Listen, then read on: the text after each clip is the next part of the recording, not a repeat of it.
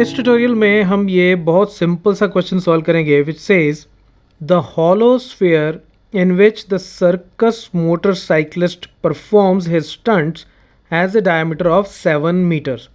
तो हमें एक हॉलो स्फीयर दिया गया है जिसका डायमीटर कितना है 7 मीटर्स।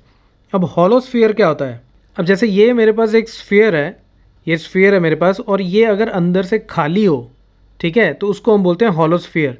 तो बाहर से भी ये स्फीयर होता है और अंदर का सरफेस अगर हम कंसिडर करें तो वहाँ से भी ये एक स्फीयर बनाता है, ठीक है। तो वो अब हमें ये बोल रहा है कि एक मोटरसाइकिलिस्ट बाइक चला रहा है, अपने स्टंट कर रहा है हॉलो स्फीयर में, तो डेफिनेटली अंदर वाली साइड ही करेगा, ठीक है। और डायमीटर दिया है 7 मीटर, तो इसका मतलब अंदर वाला जो स्फीयर बन रहा है उसका डायमीटर 7 मीटर्स है। Find the area available to the motorcyclist for riding. अब हमें एरिया फाइंड आउट करना है कि कितना एरिया अवेलेबल है मोटरसाइकिलिस्ट के लिए बाइक चलाने के लिए। तो अब अंदर वाली साइड भी हमारे स्फीयर बन रहा है, तो जितना अंदर वाली साइड का सरफेस एरिया बनेगा या यूँ कह लो एरिया बनेगा, उतना ही अवेलेबल होगा बाइकर के लिए बाइक चलाने के लिए, ठीक है। अब सबसे पहले मैं उसका रेडियस निकाल लेता हूँ।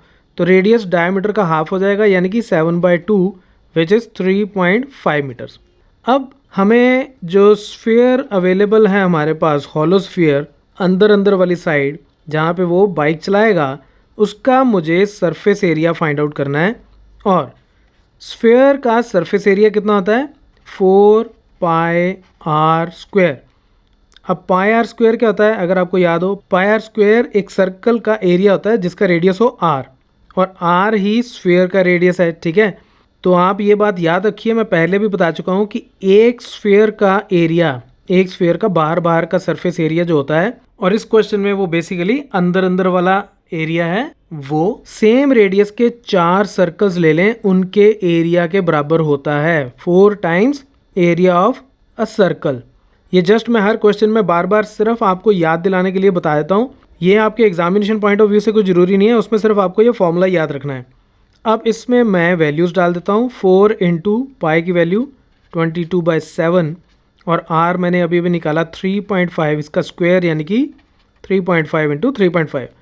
3.5 into 2 is 7, okay. 2 into 2 is 4, तो ये कितना हो जाएगा? 2 into 3.5 is 7 into 22, which is equal to 154 meter square is the answer.